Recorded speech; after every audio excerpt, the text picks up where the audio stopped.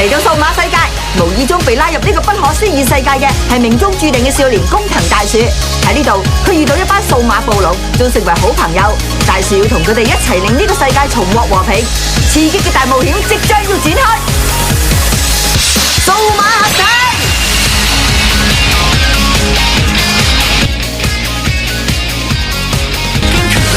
心多次不惜一切戰鬥過，憑這決心不放棄，已不枉過忠於我。